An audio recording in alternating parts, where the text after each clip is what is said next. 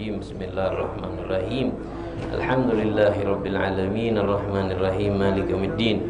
Iyyaka na'budu wa iyyaka nasta'in ihdinas siratal mustaqim. Shiratal ladzina an'amta 'alaihim ghairil maghdubi 'alaihim waladdallin. Amin. Bismillahirrahmanirrahim. Assalamualaikum warahmatullahi wabarakatuh.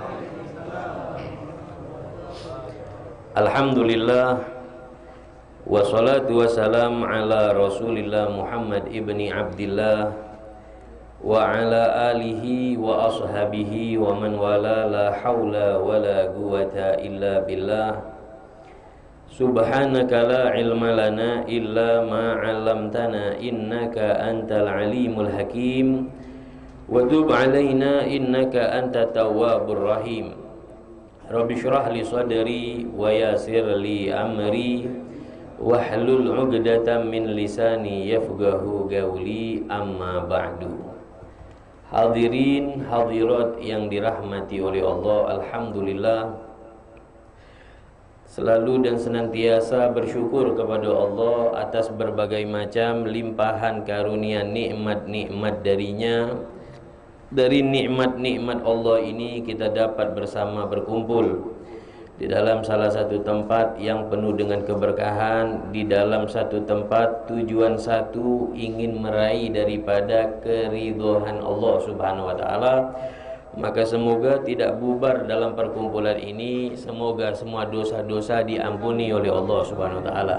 Pulang ke rumah masing-masing kecuali membawa barokah dalam perkumpulan yang mulia ini, amin ya rabbal alamin. Baiklah hadirin yang dirahmati oleh Allah, Anda ditunjuk, diberi izin oleh guru kita Al-Ustaz Muhammad Syukri untuk sementara pengganti karena beliau ada uzur. Maka mari bersama pada sore hari yang penuh dengan barokah ini kita mendengarkan sebuah hadis dari baginda Nabi SAW yang diriwayatkan dari Abil Abbas Abdullah bin Abbas radhiyallahu taala anhuma qol kuntu khalfan nabi yauman faqala ya ghulam inni uallimuka kalimat ihfazillah yahfazka ihfazillah tajidhu tujahak wa idza sa'alta fas'alillah wa idza sta'anta fasta'in billah wa'lam annal ummata law ijtama'at ala an yanfa'uka bi syai'in lam yanfa'uka illa bi syai' qad katabahu Allahu lak wa law ijtama'u ala an yadhurruka bi syai' lam yadhurruka illa bi syai' qad katabahu Allahu 'alaik rufi'atil aqlam wa jafatis suhuf. Rawahu at-Tirmizi wa qala hadisun hasanun sahih. Baik, di dalam hadis ini sebelum kita membahas menerangkan tentang syarah di dalam hadis ini, tadi kita melalui nama daripada pembawa riwayat hadis ini. Beliau disebut dengan kunyah panggilan Abil Abbas. Abil Abbas bapaknya Abbas. Ulida Abdullah qoblal hijrah bi salasa sinin. Abul Abbas yakni yang bernama Abdullah bin Abbas, beliau ini lahir sebelum hijrah 3 tahun. Lahir sebelum Nabi hijrah 3 tahun. Jadi kalau kita lihat dari sejarah, Nabi itu hijrah, umur Nabi 53 tahun. Ini 53 tahun Nabi berhijrah. Perintah dari Allah dari Mekah ke Madinah. 3 tahun kemudian dari hijrah, qoblal hijrah, 3 tahun sebelum hijrah. 3 tahun sebelum Nabi hijrah lahirlah Abdullah bin Abbas. Berarti di usia Nabi Muhammad genep 50 tahun. Nabi sudah berusia 50 tahun, periwayat hadis Abdullah bin Abbas baru lahir.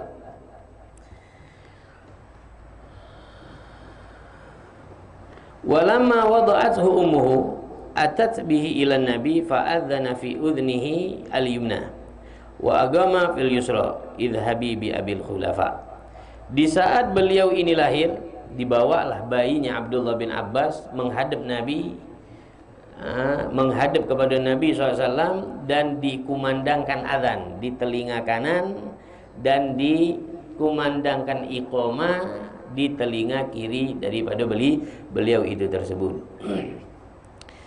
Beliau dilagop dengan panggilan Abil Abbas, abahnya Abbas. Beliau ini Abdullah punya anak namanya Abbas, jadi dipanggil juga Abil Abbas. Dan beliau dewek yang bernama Abdullah ini dipanggil Ibnu Abbas, anaknya Abbas, karena ini Abdullah bin Abbas. Nama beliau ini adalah Abdullah bin Abbas, jadi disebut dengan julukan panggilan Ibnu Abbas, anaknya daripada Abbas. Kenapa beliau disebut dengan julukan Ibnu Abbas? Karena Abdullah ini dari adik-beradik anak paling tua dewe. Maka dia disebut Abdullah, dia disebut dengan kunyah Ibnu Abbas. Dan beliau dilagopkan, digelar dengan gelaran Turjumanil Quran. Abdullah ini sahabat Nabi ini, Abdullah ini dipanggil dengan julukan Turjuman Al-Quran, terjemahannya Al-Quran. Kenapa disebut terjemahan Al-Quran? Beliau termasuk dari sahabat-sahabat Nabi yang paling paham, yang paling banyak pemahaman tentang ma'anil Quran, makna-makna Al-Quran itu, maksudnya, turun ayat di mana dan seterusnya, termasuk Abdullah bin Abbas, sehingga beliau digelar dengan gelaran Turjumanil Quran. Dan beliau sendiri, Abdullah bin Abbas, adalah salah satu sahabat yang pernah mendapat doa khusus dari Nabi. Pernah dapat doa khusus dari Nabi. Berarti orang yang dapat doa khusus ini bukan orang biasa, orang pilihan. Nabi mendoakan secara khusus. Berarti doanya ada ruang khusus di dalam hati Nabi. Abdullah bin Abbas. Apa bunyi doa Nabi? Allahumma faqihhu fid din wa 'allimhu ta'wil. Ya Allah, faqihhu fid din. Berilah terhadap dirinya Abdullah ini kepahaman yang mendetail di dalam ilmu agama, ilmu syariat. Maka sesuailah Abdullah bin Abbas ini menjadi ulama besar dari kalangan sahabat. Bahkan beliau disebut Bahrul Ummah, lautan ilmu yang beliau miliki. Karena Abdullah bin Abbas ini, beliau dengan Nabi bemisan. Abah sama abah dua beradik, Abdullah bin Abbas. Nabi kita Muhammad bin Abdullah. Abdullah sama Muhammad adik kakak. Abdullah sama Abbas adik kakak. Paham? Bemisan, kalau bahasa misanan kandes. Nah, Abdullah bin Abbas, abahnya Abbas itu paman Nabi, sama Nabi umurnya tidak berjauhan juga. Kalau tidak salah kacek 2 tahun. Tualah dikit paman, mamang Nabi. Umur duanya tua dikit 2 tahun dari Nabi. Maka Abdullah bin Abbas sejak kecil Abdullah bin Abbas ini tidak pernah dibawa oleh abahnya Abbas.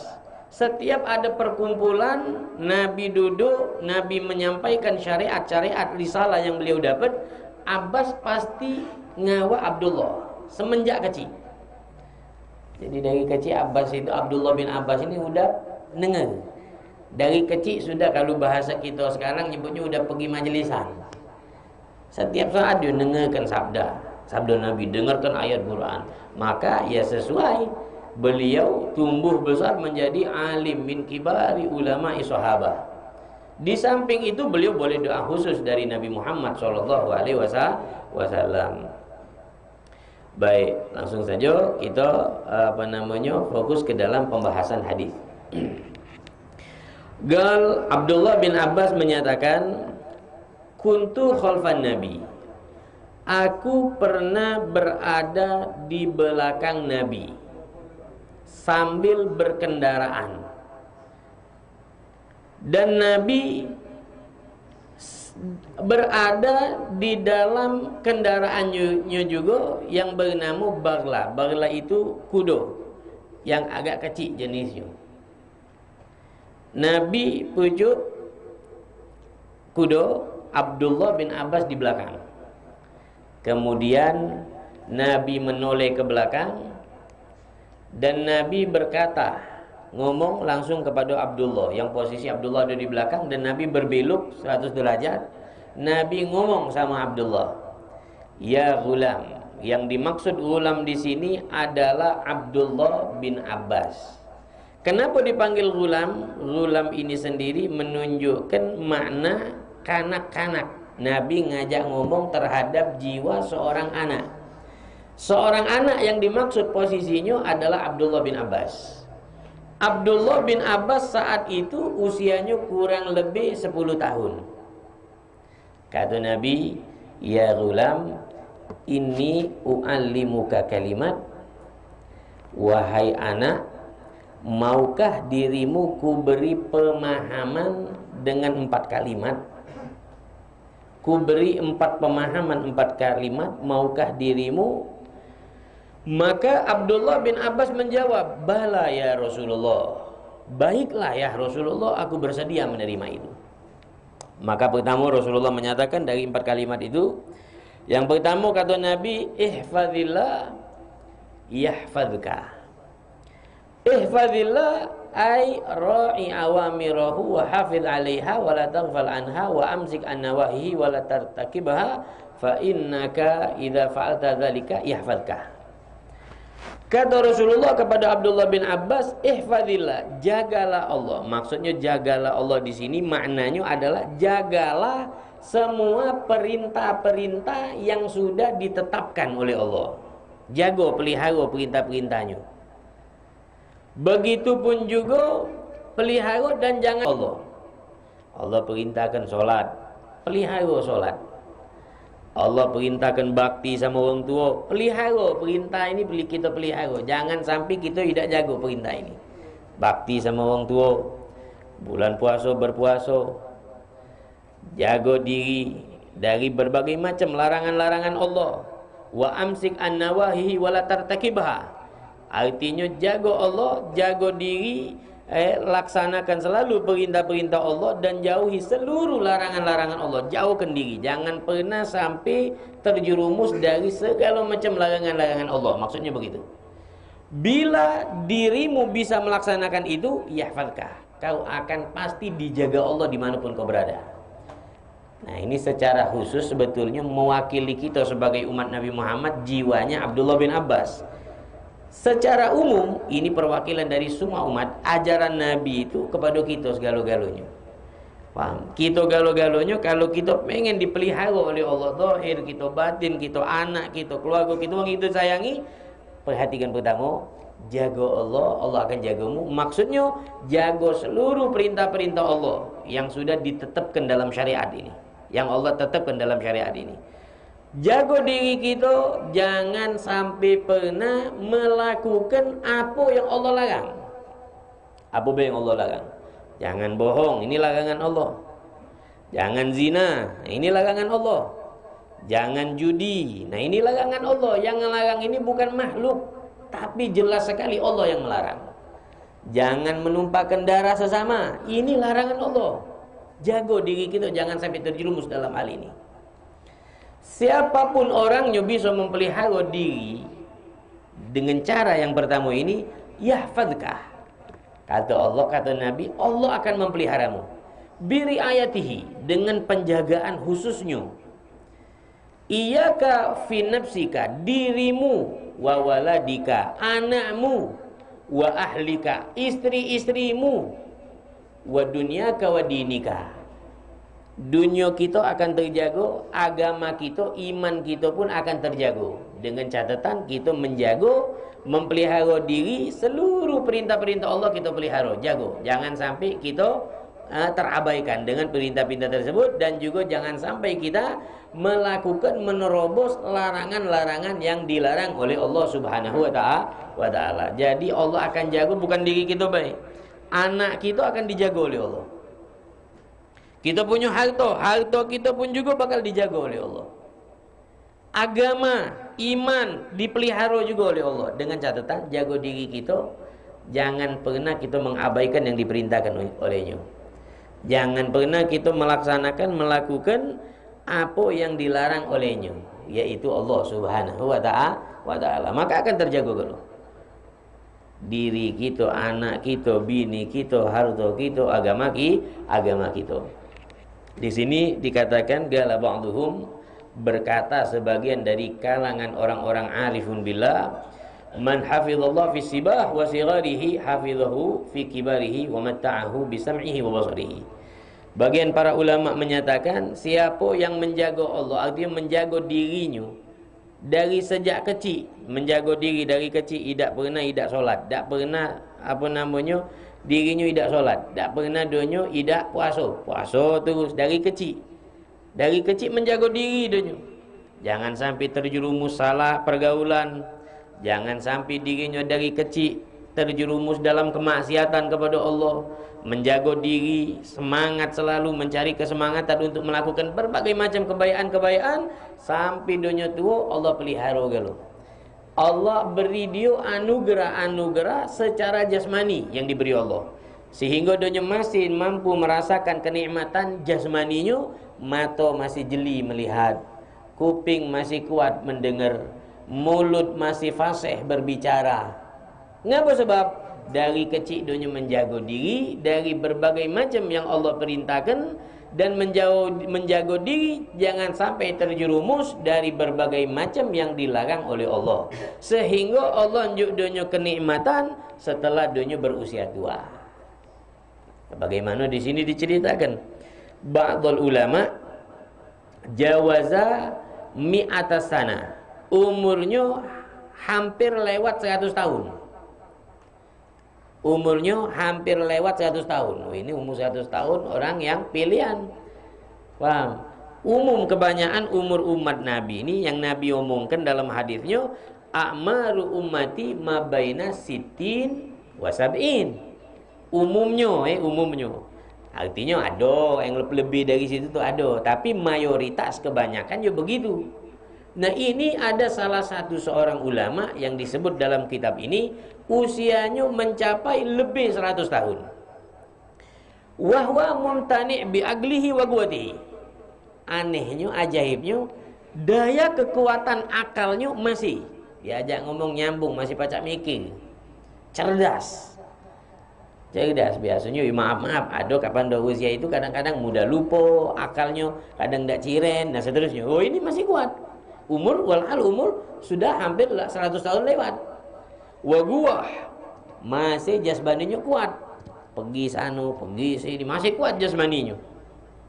Fasu'ila an sababi dzalik. Akhirnya yang penasaran bertanya kepada Syaibah ini. Fagala, maka dia jawab, hadhil jawarih hafidnaha minal ma'asi fi sighar fa hafidhahallah alaina fil kibar. Syebe ini jawab, aku ini anggota tubuhku ini, mata, kupingku, mulutku, tangan, kakiku ini aku jago dari kemaksiatan sejak aku masih kecil. Ku jago tangan, kaki, mulut, kuping ini, mata ini ku jago dari sejak kecil dari segala macam kemaksiatan, sehingga dibalas oleh Allah. Allah pelihara kenikmatanku ini sampailah ke usiaku saat ini, masih tetap kuat, mata masih jelas, kuping masih jeli mendengar, kaki masih kuat. Benarnya nikmat-nikmat yang ada sama kita ini, selagi nikmat ini tidak kita gunakan dengan kemaksiatan, nikmat itu akan yazid, nikmat itu akan bertambah. Allah unjuk kita nikmat nih, diantaranya Allah unjuk nikmat mata pacak nyingok, ini nikmat. Kuping pacak dengar, ini nikmat. Kaki pacak berjalan, ini nikmat. Paham? Makna mensyukuri nikmat itu di samping lisan melafat hamdalah, buktikan rasa nikmat kita, rasa syukur kita terhadap nikmat Allah dilakukan untuk ketaatan kepadanya. Itu makna syukur kepada Allah. Jadi mata kita selalu jingok ke Quran, tangan kita ulurkan membantu sesama, kaki dilangkahkan ke tempat yang baik, telinga didengarkan lantunan Quran, lantunan solawat, kajian-kajian ilmu agama, ilmu-ilmu kerohaniaan. Ini suatu nikmat yang Allah beri kepada kita. Kita jaga nikmat itu, kita syukuri nikmat itu dengan melaksanakan sedemikian. Maka nikmat yang ada dengan kita ini akan dipelihara, oleh Allah.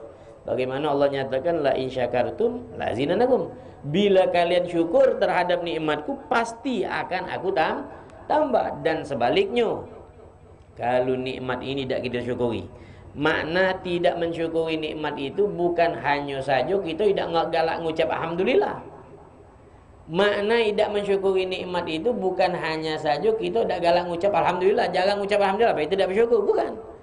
Termasuk juga gambaran orang yang tidak bersyukur terhadap nikmat Allah, nikmat yang sudah dinjuknya dimanfaatkan, digunakan untuk kemaksiatan, sama dengan donya tidak bersyukur nikmat Allah. Dia dinjuk Allah matanya jengok yang tak benar, berarti dia tak syukur dengan nikmat yang Allah tunjuk. Dia punya tangannya digunakan untuk merampas hak orang lain, menzalimi diri orang lain.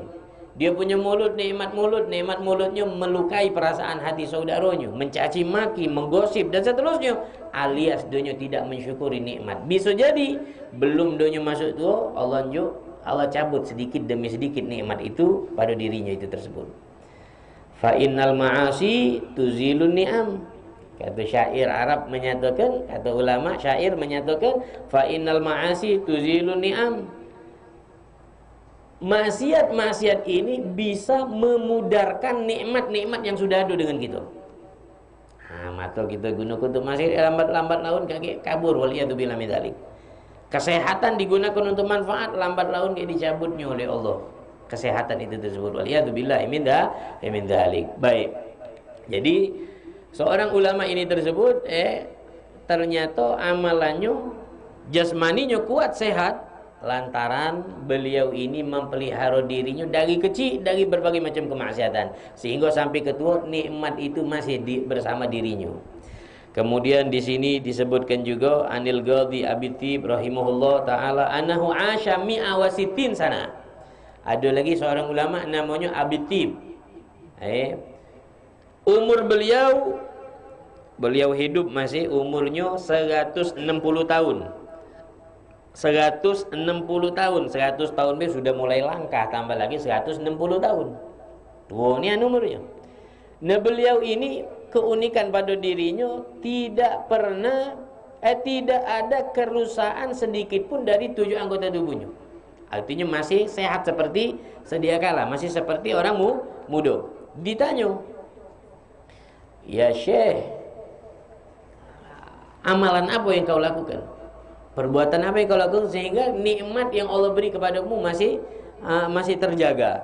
Maka beliau jawab apa? "Lam a'sillah bi'adwin minha." Aku tidak pernah jadikan anggota tubuhku ini sebagai alat untukku memaksiati yang menunjuk nikmatku.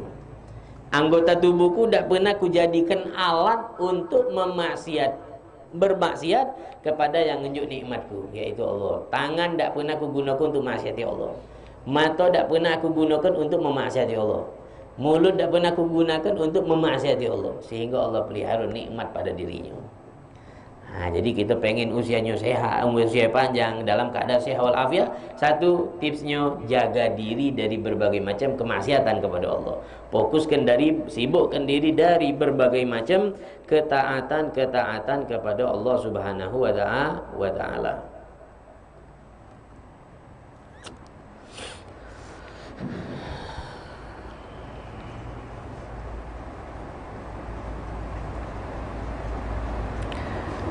Itu yang pertama.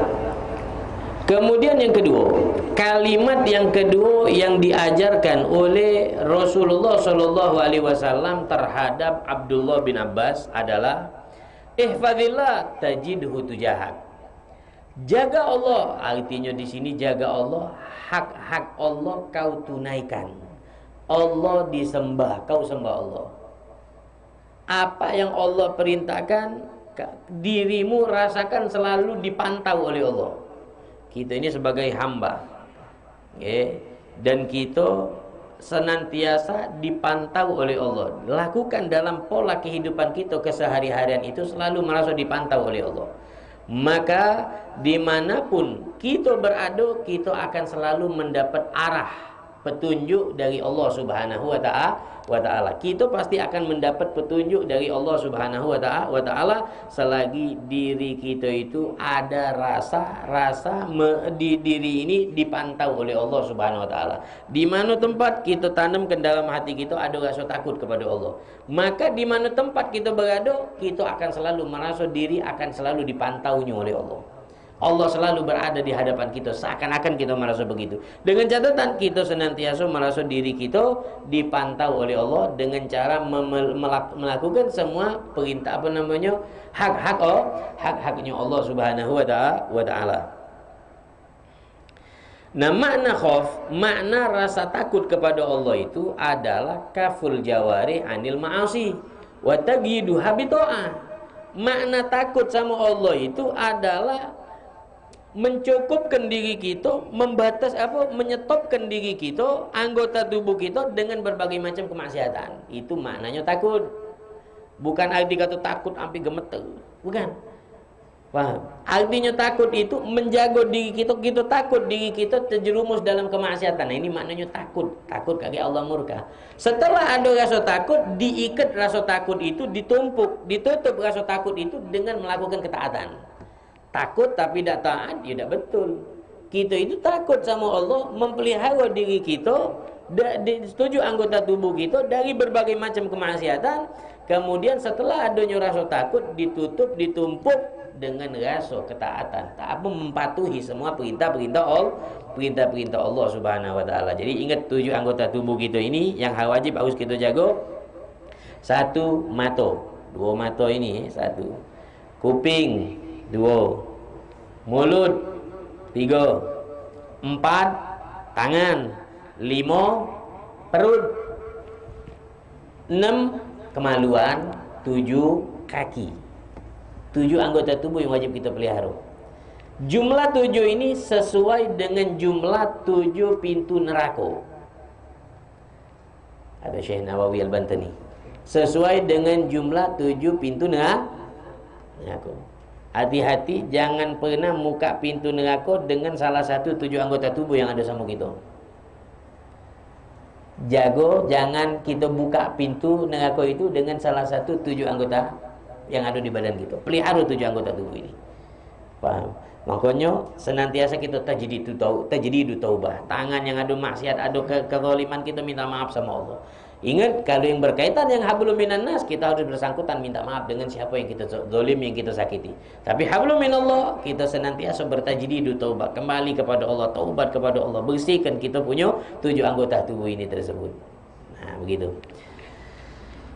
Nah, orang yang betul-betul takut kepada Allah, ya begitu. Ya. Nah, orang yang benar-benar takut itu, Allah akan beri rasa takut semua makhluk yang ingin zalim kepadanya akan menjadi segan kepada dirinya. Pernah diceritakan ada salah satu dari seorang nabi namanya Safina, sahabat nabi namanya Safina, maula nabi. Safina maula nabi. Diperintahkan oleh nabi. Safina ini naik kapal, perahu di sungai, di laut, ingin menuju salah satu tempat melalui jalur laut, naik kapal. Subhanallah, kapalnya bocor, perahunya bocor. Akhirnya beliau menyendiri, bersegera minggirkan, apa namanya bahasa minggir, apa itu namanya, minggir ke darat, minggir ke daratan. Masuklah donya ke pinggir pantai sungai, pinggir sungai. Di situ hutan menghutan galuh. Sedangkan beliau ingin menuju salah satu tempat atas perintah Nabi. Nabi nyuruh nyampaikan undangan, nyampaikan surat. Ini amanat dari Nabi. Mau tidak mau dia harus ke sana. Tapi ada kendala di jalan. Kapal bocor, akhirnya beliau mendarat. Mendarat tadi masuklah ke daerah seperti seperti hutan.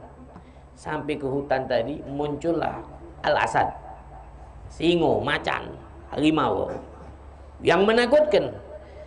Mau tidak mau ini berhadapan hewan yang dahsyat, yang mematikan.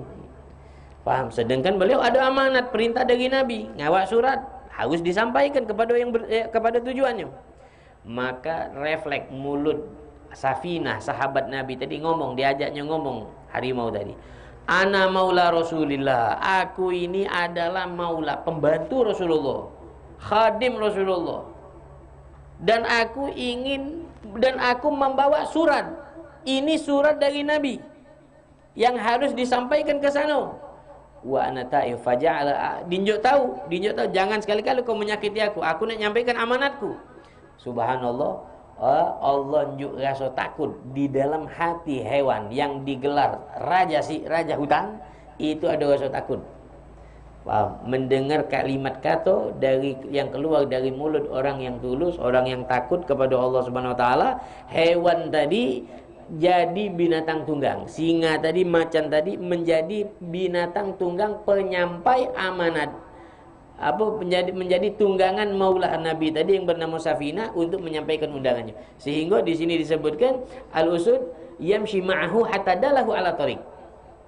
Harimau tadi jadi kendaraan, jadi kendaraan, jadi motornya sampai menuju ke tujuan Safinah sahabat Nabi tadi untuk menyampaikan menyampaikan surat yang diperintahkan oleh Nabi Muhammad SAW itu tadi. Nah, ini wong yang punya hati ada betul-betul tulus kepada Allah dan ada rasa takut kepada Allah, sehingga hewan itu jadi takut tunduk sama dia. Yang mestinya kan hewan itu tidak ada takut, kita manusia makanannya pacak jadi takut karena di dalam hati yang penuh dengan rasa takut mengabaikan amanah dari Nabi SAW. Kemudian kalimat yang ketiga yang diajarkan oleh Nabi Muhammad kepada seorang anak yang bernama Abdullah bin Abbas. Yang ketiga kata Rasulullah, wa idza sa'alta fas'alillah.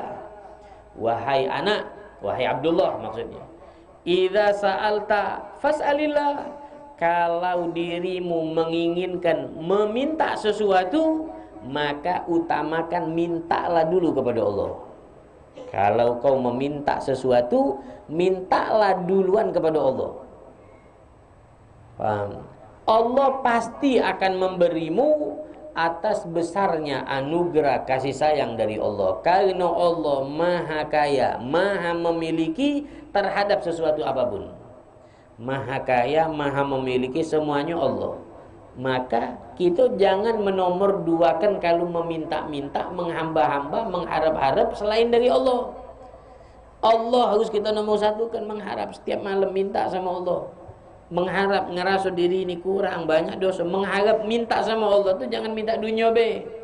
Kita minta sama Allah biar meninggal husnul khotimah. Minta sama Allah biar kita punya keturunan yang baik. Dijagokan anak turunan kita dari berbagai macam-macam kemaksiatan, lingkungan-lingkungan yang salah. Itu yang harus kita minta. Kaget di akhirat pacak nyingok Nabi. Kita sekarang tak nyingok Nabi di dunia. Nabi sudah wafat. Kita minta sama Allah akhirat kita pacak nyingok Nabi. Bila perlu pacak duduk sama Nabi. Jadi ini permintaan-permintaan yang mahal. Pasti Allah beri. Wa idza sa'alta fas'alillah. Kalau dirimu ingin meminta, mintalah kepada Allah. La mu'tiya wa la mani'a siwa. Tak ada yang memberi, tak ada yang mencegah, menghalangi diri apa yang kau minta kecuali hanya Allah. Makanya itu amalan yang jangan dilupakan setiap habis mayang. Allahumma la mani'a lima ataita wa la mu'tiya lima mana'ta.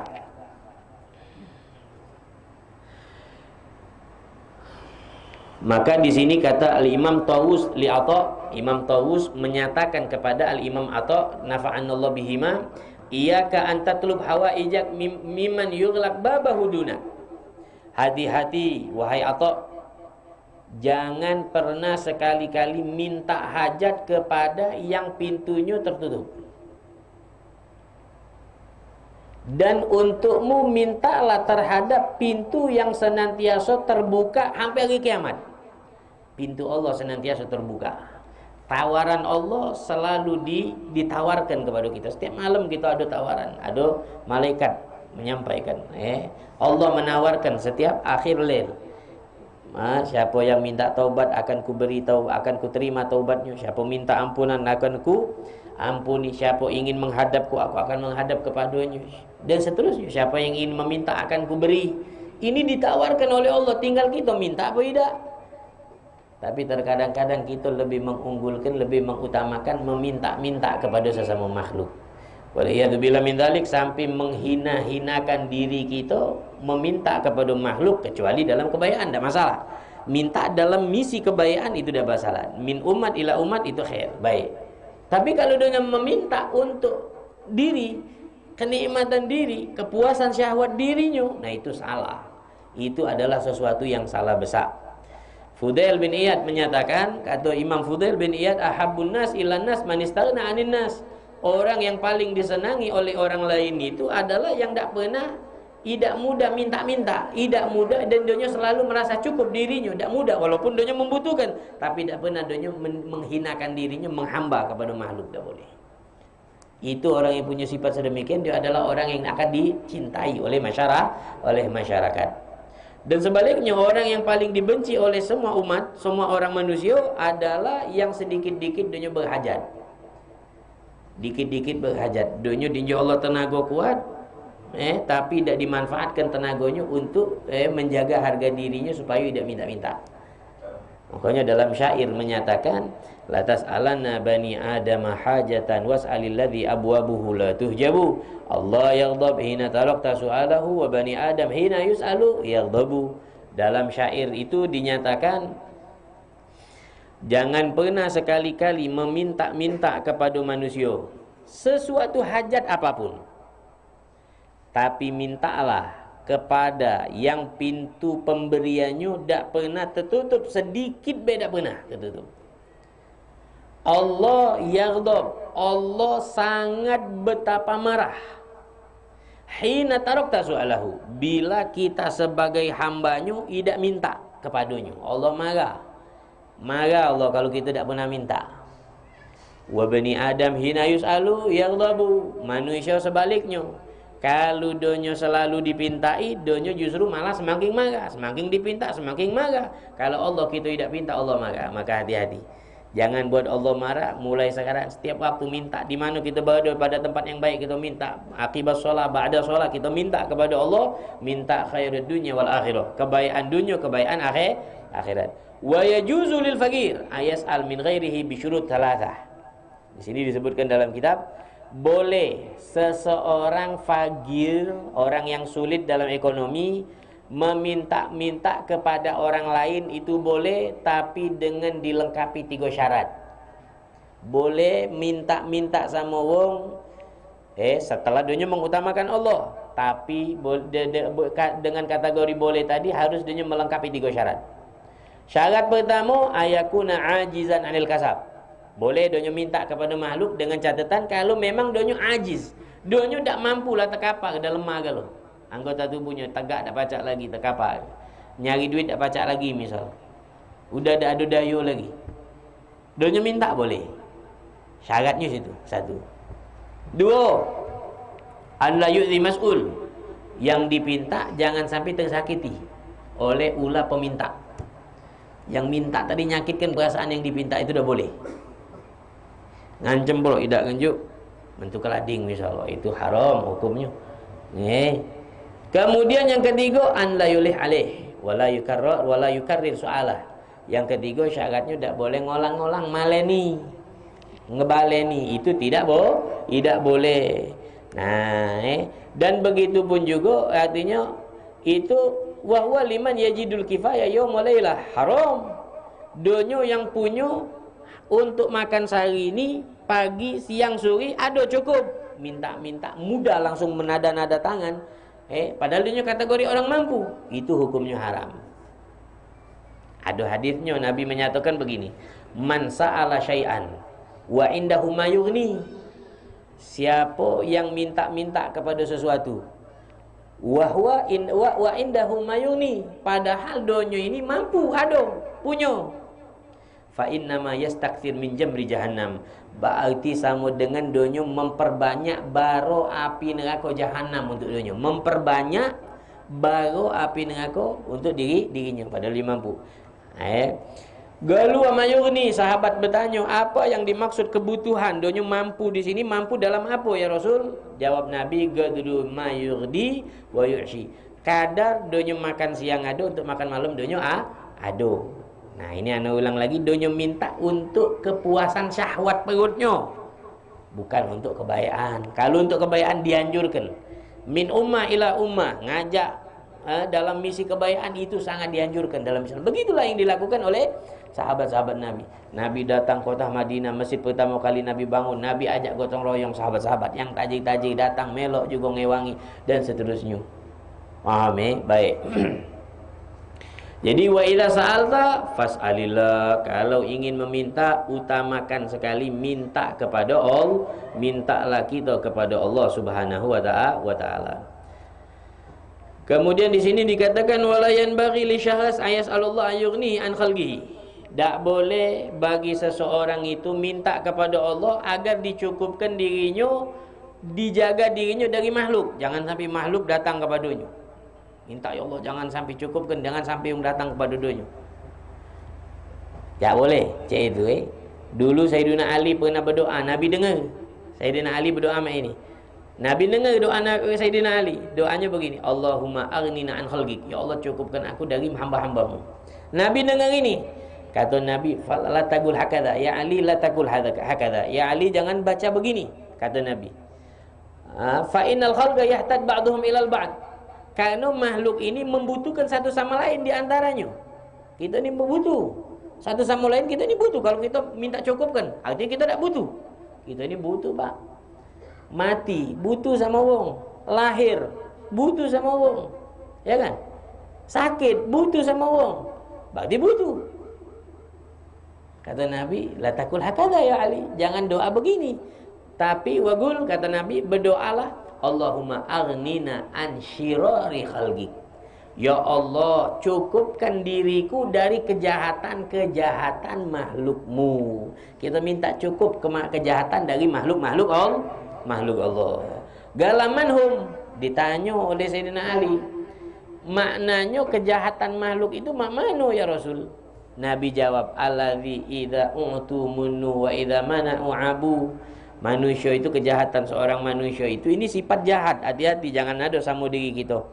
Kalau u'tu manu, kalau donyo ngenju mangkel-mangkelken. Oi kami ngenju itu. Kalau dak aku dak jadi. Aku galo. Kalau dak aku sago tekepo donyo. Amanu artinya apa namanya? Mangkelken Wa idza mana'u abu.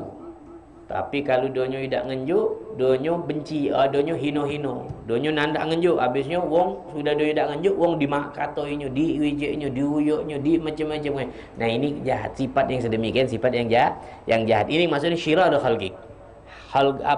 Kejahatan seorang hamba. Kemudian yang keempat, kalimat yang keempat yang diajarkan oleh Nabi kepada Abdullah bin Abbas adalah wa idza sta'anta fasta'in billah. Bila dirimu meminta pertolongan, maka pintalah pertolongan kepada Allah. Baik pertolongan perkara duniawi, pertolongan perkara ukhrawi. Mintalah kepada Allah yang pertama kali. Jangan kita menomorkan Allah. Nah, menomor dua kan, tiga kan, Allah. Allah di nomor satu kan dalam bidang permintaan. Kita itu tanpa kita sadari, maka kalau kita khusyuk, maka kita akan nyaman hidup kita. Kita tidak bersandar kepada selain daripada Allah. Dalam Al-Quran itu, kita di dalam solat itu kita wajib hukumnya maca surat Fatihah. Wajib, tidak sah solat tidak maca surat Fatihah. La solat liman lam yaqra Fatihah. Kata Nabi, tidak dianggap sah solat yang tidak maca Fatihah. Dalam Fatihah itu ada lafaz, ada kalimat ayat menyebut iyyaka na'budu wa iyyaka nasta'in. Kepadamu ya Allah aku menyembah. Kepadamu ya Allah aku meminta pertolongan. Ini di dalam sholat Fatihah. Fatihah ini dibaca setiap sholat dan hukumnya wajib. Jadi kalau sehari semalam berarti kita maca iyyaka na'budu wa iyyaka nasta'in sebanyak 17 kali. Coba kita renungi mana? Iyyaka na'budu wa iyyaka, kepadamu kami menyembah. Berarti kalau kita menyembah kepada Allah, iyyaka nasta'in, kepada Allah juga kita minta tolongnya kepada Allah. Jangan kakek iyyaka na'budu wa iyyaka nasta'in minta tolongnya sama dukun. Iyyaka na'budu wa iyyaka nasta'in, tapi minta tolongnya sama yakin sama selain dari Allah. Salah. Aina suratul Fatihah. Iyyaka na'budu wa iyyaka, minta tolong. Minta tolong. Ada kalau cerita orang jahil dulu, anak ingat masih kecil dulu tu, ada galak nyengok budak-budak kencing bawa batang, minta tolong sama buyut apa itu ni, permisi apa numpang. Apa ni? Wa idza sta'anta fasta'in billah. Mintalah keselamatan kepada Allah, mintalah kebahagiaan, kesuksesan hanya kepada Allah Subhanahu wa ta'ala. Jangan pernah minta kepada selain dari Allah, selain daripada Allah Subhanahu wa ta'ala. Kemudian selanjutnya wallahu a'lam bisawab. Sudah 5:30. Kayaknya cuacanya sudah agak mendung, takutnya nanti hujan. Kita cukupkan sampai sini. Insyaallah lain waktu bersambung dalam keadaan sehat wal afiyah. Amin ya rabbal alamin. Bismillahirrahmanirrahim. Alhamdulillahirabbil alamin. Wa ala ali sayyidina Muhammad. Bana i'tarafna bi annana igtarafna wa annana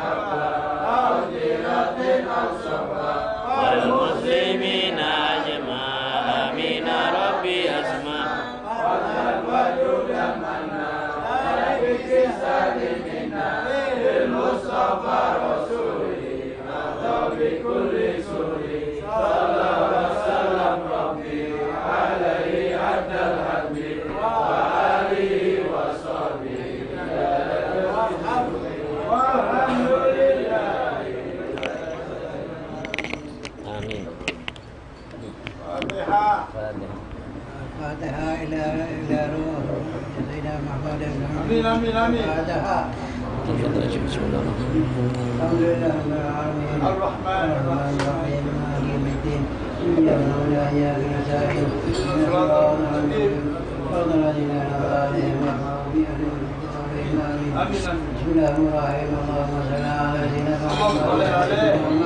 ربنا تقبل منا انك انت السميع العليم وتب علينا انك انت التواب الرحيم اللهم ارحمنا وضيعنا بها سلام الحمد لله رب العالمين.